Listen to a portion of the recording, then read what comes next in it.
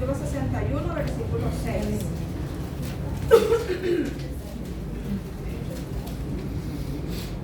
Y leemos con la bendición del Padre, del Hijo y de su Espíritu Santo. Amén. Dice así la palabra de nuestro Dios. Y vosotros seréis llamados sacerdotes de Jehová, ministros de nuestro Dios seréis llamados.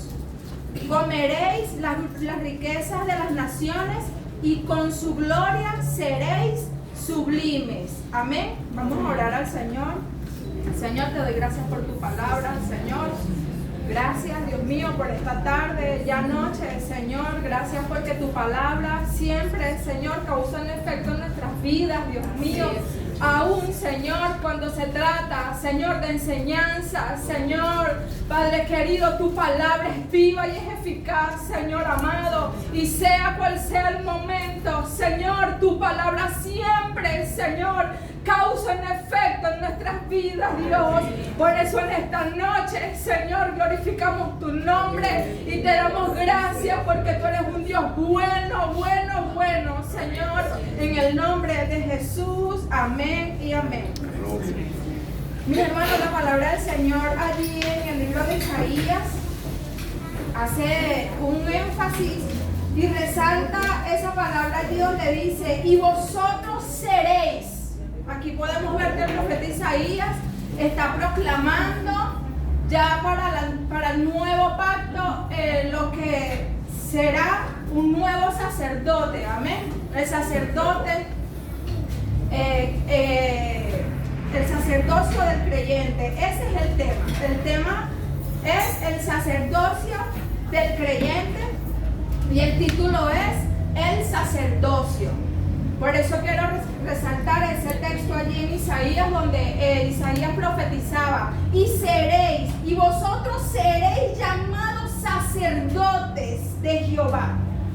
Entonces allí podemos ver, hermano, que tener conocimiento de la importancia de lo que fue un sacerdocio en el antiguo pacto nos lleva a comprender aún más la importancia, el conocimiento, el compromiso, todo lo que abarca ser un sacerdote en el nuevo pacto. Amén. Dice que allí, hablando el profeta Isaías, donde recalca esa hermosa enseñanza y nos dice, y vosotros seréis llamados sacerdotes de Jehová, ministros de nuestro Dios seréis llamados. Entonces podemos ver, hermano, en el Antiguo Testamento cómo era un sacerdote en el Antiguo Testamento, en el Antiguo Pacto. Yo viendo y leyendo un poco la palabra del Señor veía que habían como requisitos. Había porque tendría que no cualquier hombre, cualquier persona podía ser un sacerdote. Podemos ver cómo el Señor por medio de Moisés llamó al sacerdote Aarón y allí a él lo ungieron y le pusieron todas estas series de vestiduras que llevaba un sacerdote. Y también podemos ver, y si nos trasladamos al antiguo pacto, cómo era el tabernáculo. También decía, y me llamaba mucho la atención cuando hablaba de que tenían acceso solamente una vez al año. Una sola vez al año tenía acceso ese sacerdote para entrar a la presencia del Señor, para llevar sacrificios por el pecado del pueblo. Amén. Podemos ver también las limitaciones. Esas eran una de sus limitaciones, que no tenían acceso constante a la presencia del Señor, sino que solamente tenían un tiempo y un momento limitado, muy limitado. Esto me enseñaba allí donde leíamos la palabra del Señor, donde todas las cosas que también que tenía en función un sacerdote. Un sacerdote, Dios lo tomó para que cumpliera funciones, porque era necesario que el Señor estableciera pues un orden, funciones por medio de ese sacerdote. Las funciones me llamaban mucho la atención, era que una de las funciones era enseñar. Y podemos ver en el libro de Deuteronomio 33:10, dice así, Deuteronomio 33:10. Dice, ellos enseñarán tus juicios a Jacob y tu ley a Israel. Pondrán el incienso delante de ti y el holocausto sobre tu altar. Una de las funciones que ellos tenían en el antiguo pacto era enseñar. Cada lugar, en el tabernáculo todo estaba en su lugar. Todo tenía un orden. Ellos también enseñaban juzgar entre lo bueno y lo malo. Eso lo podemos ver en Deuteronomio 17:9. Otra de esas funciones que tenía el sacerdocio en el antiguo pacto era que debían ser expertos en distinguir lo limpio de lo impuro y lo santo entre lo profano. Ellos tenían funciones diversas, muchas funciones tenían los sacerdotes en el antiguo pacto. Y otra de esas funciones que ellos tenían es ser intercesores a favor del pueblo. Eso está en el libro de Joel, capítulo 2, versículo 17. Hermanos queridos, estudiando esta palabra, de verdad que yo decía, Señor, es hermoso conocer la palabra del Señor porque, ¿saben? Nos ordena, nos lleva a un orden específico de lo que el Señor hizo desde el principio. Antes yo no entendía muchas cosas, pero le doy la gloria al Señor por esta casa, porque como decían los hermanos que me antecedieron, que sí, ciertamente son enseñanzas. Aprendemos mucho la palabra del Señor, porque es importante conocer desde el antiguo pacto y traerlo al nuevo pacto. ¿Sabes? Tener un orden es muy importante. Y cuando yo leía estas funciones del sacerdote, yo decía, Señor, pero estaba todavía así un poco confusa. Y me llevé a un lugar, la palabra me llevó a un lugar donde decía que el primer sacerdote sobre la tierra fue Adán. Dios le dio a Adán funciones específicas para que sojuzgara, ¿verdad?, la tierra, pero hasta que se halló en Adán ese pecado. Cuando Adán pecó, quedó así. Dice que después que Adán pecó, el Señor también estableció unos querubines para que guardaran el Edén, el huerto. Y dice después que en el tabernáculo, allí el Señor también puso unos querubines. Esos querubines para que también guardaran, de símbolo de que había siempre, el Señor siempre establecía algo, a alguien para guardar lo que Él ha creado, lo que Él ha establecido. Y dice allí que después, la palabra del Señor dice que estableció también en el nuevo pacto, allí cuando Isaías profetiza esta palabra, donde dice, ellos enseñan, no, donde dice Isaías, perdón, disculpen hermano. Dice Isaías 61:6, donde dice, y vosotros seréis llamados. Y ahí estaba Isaías profetizando que en el nuevo pacto había un pueblo que solamente no iba a ser uno, no iba a ser un sacerdote que iba a entrar una vez al año a ofrecer sacrificios por el pueblo. Sabemos que esto aquí nos enseña que el pecado, hermano, no nos deja a nosotros tener acceso a la presencia del Señor. Por eso era necesario que ese sacerdote en el antiguo pacto se guardara. Que este sacerdote, cuando el Señor lo escogió, se santificara, apartara su vida para Él. Que se apartara de todo. Dice que este hombre se aparta para el Señor. Porque el Señor, cuando ya nos nombra a nosotros reyes y sacerdotes, nos nombra a nosotros, nos saca de hombres naturales y nos trae a su reino. Dice que Él nos pone nueva vestidura. Allí en su palabra dice los textos bíblicos, hermano, perdón, déjenme buscarlo por aquí.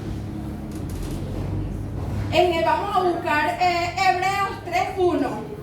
El sacerdocio del nuevo pacto a través de Jesucristo. Hebreos 3:1 dice, por tanto, hermanos santos, participantes del llamamiento celestial, considerad al apóstol y sumo sacerdote de nuestra profesión, Cristo Jesús. Ahora nuestro sumo sacerdote es Cristo Jesús. Hay otra cita en Hebreos 5:17.